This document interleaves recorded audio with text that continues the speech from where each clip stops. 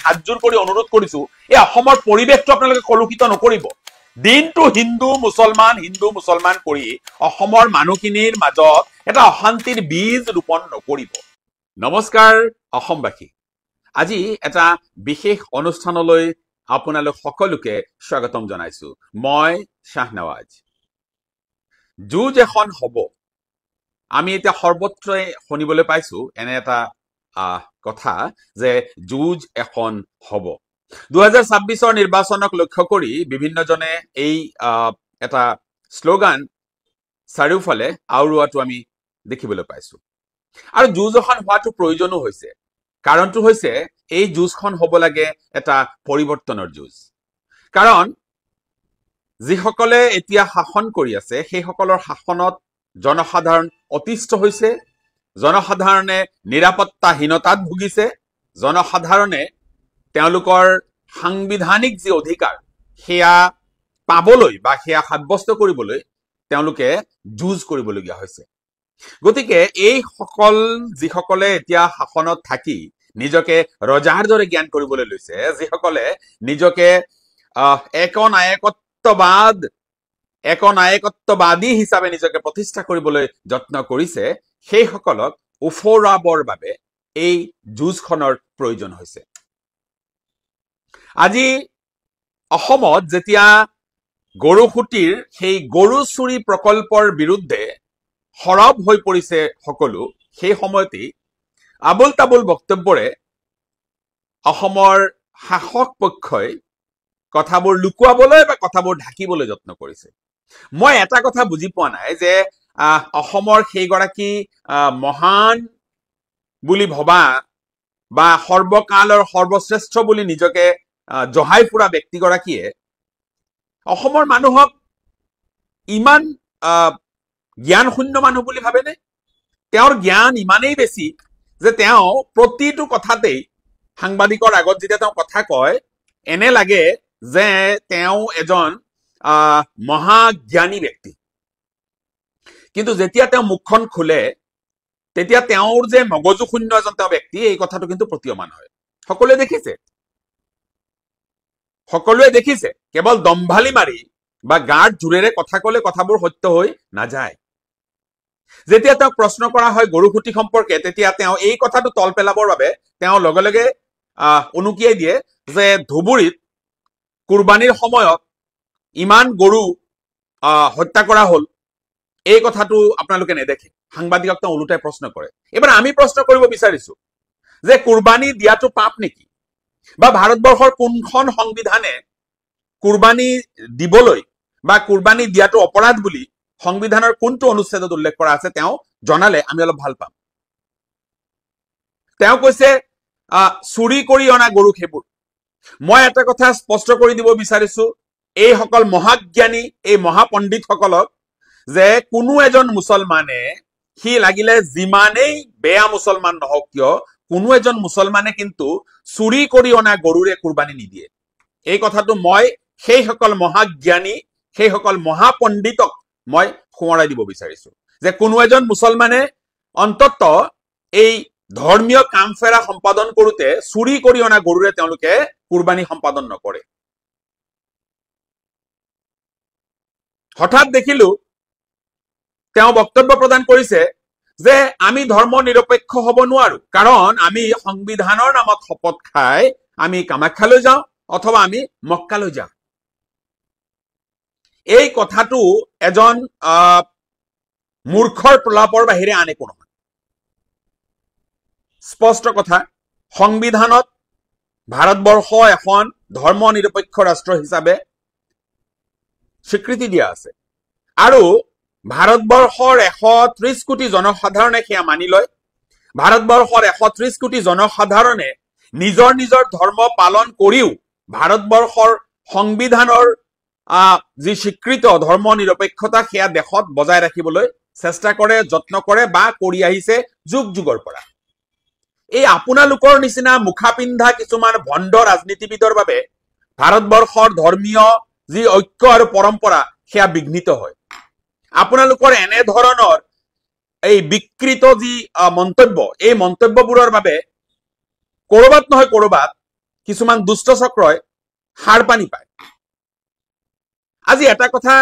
অসমৰ ৰাইজে বিচাৰ কৰক যে আপুনি এজন হিন্দু অথবা আপুনি এজন মুছলমান, আপোনাৰ নিজৰ ধৰ্ম পালন কৰাৰ ক্ষেত্ৰত আপোনাক সংবিধানে কৰবাত বাধা প্ৰদান কৰিছে নেকি? নিশ্চয় কৰা নাই। গতিকে এজন জনপ্ৰতিনিধিয়ে শপত খোৱাৰ পিছত তেওঁ হিন্দু হলে কামাখ্যালৈ যোৱাটো বা তেওঁ মুছলমান হলে মক্কালৈ যোৱাটোত বাধা ক'ত, বা ইয়াৰ দ্বাৰা সংবিধানৰ সেই ধৰ্ম নিৰপেক্ষ চৰিত্ৰত ক'ত চেকা লাগিল বা দাগ লাগিল, এই কথাটো স্পষ্ট কৰিব লাগে। ফটা মুখ বুলি, মুখখন আছে বুলি যি টি প্ৰলাপ বকি নিজৰ সেই নিকৃষ্ট মানসিকতা জনমানসৰ আগত তুলি ধৰি আপোনালোকে কি প্ৰয়াস কৰিব বিচাৰিছে, কি দেখুৱাব বিচাৰিছে? কোনোবা এজনেতো কৈছে যে আপোনালোকৰ দলৰে এগৰাকীয়ে কৈছে যে জন্তু মলুৱাই যিমান বাৰ মুখ মেলিব সিমান বাৰ আপোনালোকৰ ভোট কমিব। এইবাৰ মই কৈছো এজন নিৰপেক্ষ সমালোচক হিচাপে মই কৈছো যে আপোনালোকৰ সতীৰ্থ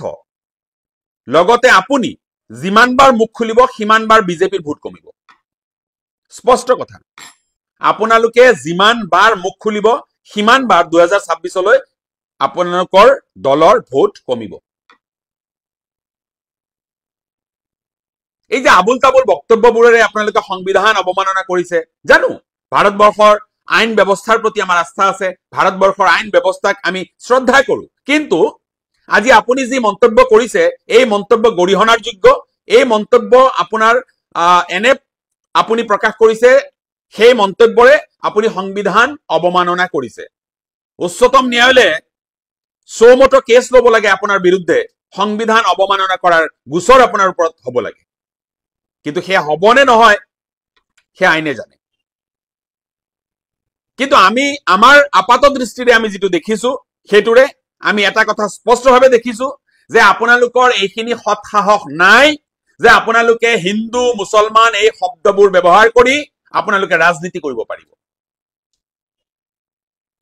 ৰাজনীতিৰ পথাৰখনত উন্নয়নৰ কথাৰে ৰাজনীতি কৰি দেখুৱাওকচোন। ৰাজনীতিৰ পথাৰখনত উন্নয়নৰ কথাৰে আপোনালোকে ৰাজনীতি কৰি দেখুৱাওকচোন। 2026লৈ বৰ বেছি দিন নাই। এইকেইটা দিন অন্তত আপোনালোকে হিন্দু মুছলমান ব্যৱহাৰ নকৰাকৈ ৰাজনীতি কৰি দেখুৱাব পাৰিব? সেই সৎ সাহস আপোনালোকৰ আছে? আপোনালোকৰ কথাত কেৱল মাত্ৰ হিন্দু মুছলমান গৰু এইবোৰে আপোনালোকৰ প্ৰসংগ।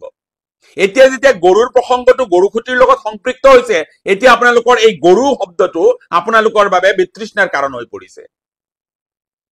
চাব মহাশয়, আপোনালোকে এই যে শাসনত সদায় থাকিম বুলি যিটো ভাবিছে বা যিটো প্ৰৱণতা আপোনালোকৰ আছে যে সদায় আপোনালোকে শাসনত থাকিব, এই কথাটো কেতিয়াও সত্য নহয়। এদিন আপোনালোক শাসনৰ গাদীৰ পৰা যাব লাগিব, আৰু যাবলগীয়া হোৱাৰ কাৰণটো হ'ব আপোনালোকৰ এনেধৰণৰ বিকৃত মন মগজু, এনেধৰণৰ বিকৃত মন্তব্য আৰু এনেধৰণৰ নিকৃষ্ট ৰাজনৈতিক চিন্তাধাৰা। আপোনালোকৰ কথা বতৰাত এনে লাগে যেন অসমত সাম্প্ৰদায়িক সংঘৰ্ষ হলে আপোনালোকে আটাইতকৈ সুখী ব্যক্তি হ'ব। কিয় গৰুখুটিক লৈ পেলাই আপোনালোকে তদন্ত ঘোষণা কৰিব পৰা নাই? কিয় গৰুখুটিৰ সেই গৰু চুৰি প্ৰকল্পটো লৈ আপোনালোকে তদন্ত ঘোষণা কৰিব পৰা নাই? সেই সাহসকণ কিয় হোৱা নাই? আপোনালোকৰ মন্ত্ৰীসভাৰ মন্ত্ৰীয়ে অসমৰ সাংবাদিকক নিকৃষ্ট মন্তব্য কৰিছে। মই কৈছো সাংবাদিকসকলে কৰবাত দেখিছো সাংবাদিকসকলে গৰিহণা দিছে, সাংবাদিকসকলে তেওঁলোকে ধৰ্ণা পালন কৰিছে। এয়া উচিত শিক্ষা নহয়, এয়া উচিত শিক্ষা হ'ব নোৱাৰে। সাংবাদিক বন্ধুসকলক কৈছো, এনেধৰণৰ নিকৃষ্ট ৰাজনীতিবিদসকলৰ পিছত আপোনালোকে নদৌৰিব। এনেধৰণৰ নিকৃষ্ট ৰাজনীতিবিদসকলক আপোনালোকে অভইড কৰক। এনেধৰণৰ নিকৃষ্ট ৰাজনীতিবিদসকলক আপোনালোকৰ বাতৰিত আপোনালোকে স্থান নিদিব। এটা সময়ত দেখিব অসমৰ বাতাবৰণ সুস্থ হৈছে, কাৰণ এইসকলে টিভিৰ সেই বুমটো দেখিলে পগলা হৈ যায় আৰু যি টি মন্তব্য কৰি তেওঁলোকে হাইলাইট হৈ থাকিব বিচাৰে। এই তেওঁলোকৰ মানসিকতা, এই তেওঁলোকৰ মন মগজুৰ বিকৃত মানসিকতা। মই আইনৰ ছাত্ৰ হিচাপে, মই এগৰাকী আইনৰ ছাত্ৰ হিচাপে মই কথাটো বুজিবলৈ যত্ন কৰিছো যে এজন সংবিধানৰ নামত শপত খোৱা জনপ্ৰতিনিধিয়ে যেতিয়া কয় যে সংবিধানত এই যে ধৰ্ম নিৰপেক্ষতা শব্দটো আছে এই শব্দটো থাকিব নালাগে বা এই ধৰ্ম নিৰপেক্ষতা যি শব্দ আছে এই শব্দটো এনেই আছে কাৰণটো হল যে যিসকল জনপ্ৰতিনিধিয়ে এই সংবিধানখনৰ নামত শপত খায় তেওঁলোকে শপত খোৱাৰ পিছ মুহূৰ্ততে তেওঁলোক কামাখ্যালৈ যায় অথবা তেওঁলোক মক্কালৈ যায় এবাৰ মই আপোনালোকক এটা কথা স্পষ্ট কৰি দিব বিচাৰিছো যে অসমৰ ৰাইজে জানিব বিচাৰিছে যে কোন কেইগৰাকী ব্যক্তিয়ে সেই শপত গ্ৰহণ হোৱাৰ পিছতে কামাখ্যালৈ গৈছে আৰু কিমানজন ব্যক্তি মক্কালৈ গৈছে এই তথ্যটো আপোনালোকে ৰাজহুৱা কৰিব লাগে শপত লৈ কিমানজন জনপ্ৰতিনিধিয়ে মক্কালৈ গ'ল অন্তত কামাখ্যালৈ কোন কোন গৈছে আমাৰ আপত্তি নাই বা আমি জানিবও বিচৰা নাই কাৰণ এয়া তেওঁলোকৰ ধৰ্মীয় অধিকাৰ আৰু সংবিধান স্বীকৃত অধিকাৰ যিকোনো এজন হিন্দু মানুহ যিকোনো সময়ত কামাখ্যা ধামলৈ যাব পাৰে বা তেওঁৰ ধৰ্মীয় যেটো ৰাইট হেতু তেওঁ পালন কৰিব পাৰে এটো তেওঁৰ ৰাইট এটো সংবিধানে তেওঁ দিছে কিন্তু যিটোলৈ বিতৰ্ক কৰিব বিচাৰিছে হেতু হৈছে যে মক্কালৈ যায় তাৰ মানে মুছলমান কোনোবা জনপ্ৰতিনিধিয়ে সংবিধানৰ নামত শপত খায় কিমানজন মুছলমান শপত খায়ে তেওঁ মক্কালৈ গৈছে এই কথাটো ৰাজহুৱা কৰিব লাগে এই কথাবিলাক ৰাজহুৱা হ'ব লাগে কেৱল কিবা এটা কথা কৈ দিলো আৰু তাৰ কোনো যুক্তি নাই সেই সাময়িক প্ৰসংগটোক তল পেলাবৰ বাবে এটা যিকোনো বিতৰ্কিত বিষয় এটা মই উত্থাপন কৰি দিলো আৰু মই হিৰো হৈ গলো এনে ধৰণৰ মানসিকতা যে আপোনালোকে পুহি ৰাখিছে এই কথাটো স্পষ্ট হৈছে মানুহৰ সন্মুখত 10 ছেপ্টেম্বৰত অসমৰ ৰাইজে কোনো সিনেমা নেদেখে আপোনালোকৰ সিনেমা অলৰেডি ফ্লপ এই কথাটো সকলোৱে জানে বা দেখিছে এতিয়া মহাশয় আপোনালোকক হাতজোৰ কৰি অনুৰোধ কৰিছো এই অসমৰ পৰিবেশটো আপোনালোকে কলুষিত নকৰিব দিনটো হিন্দু মুছলমান কৰি অসমৰ মানুহখিনিৰ মাজত এটা অশান্তিৰ বীজ ৰোপণ নকৰিব এনেও 2026ত আপোনালোকক ৰাইজে উফৰাব মনত ৰাখিব 2026ত এনেও আপোনালোকক ৰাইজে উফৰাব কাৰণ আপোনালোকৰ এনে ধৰণৰ এই যে চিন্তাধাৰা এনে ধৰণৰ যি আপোনালোকৰ ৰাজনৈতিক যি উদ্দেশ্য এটো ৰাইজে বুজিছে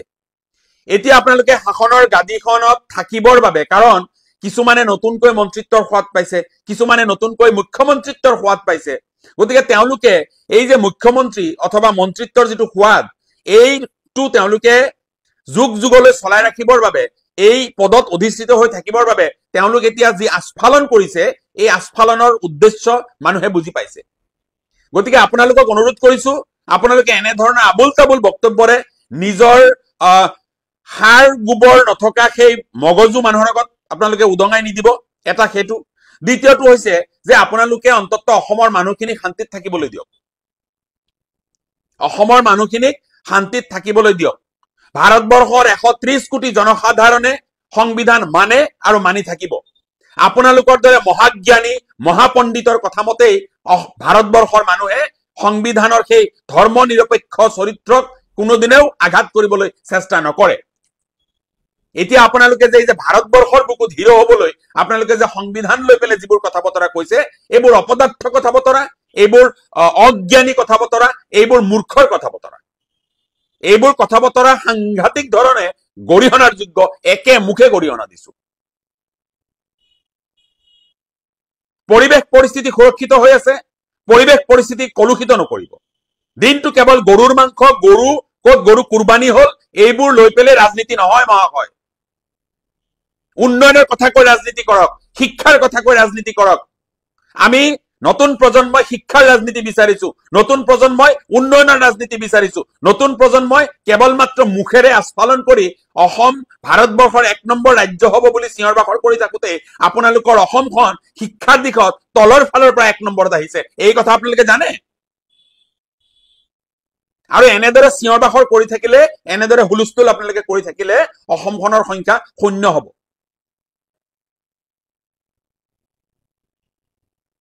গতিকে সচেতন আৰু সুধী সমাজক মই অনুৰোধ জনাইছো যে আপোনালোকে কথাবোৰ বিবেচনা কৰি চাব এনেবোৰ কথা কিমান দূৰ গ্ৰহণযোগ্য তথাপিও এজন সাংবিধানিক মুৰব্বীৰ পদত অধিষ্ঠিত ব্যক্তিৰ মুখৰ পৰা হে আপোনালোকে বিবেচনা কৰক আৰু 2026ত নিজৰ বিবেক আৰু বিবেচনাৰে ভোট দি আপোনালোকে এই পৰিৱৰ্তন যেটো হেতু আনিবই লাগিব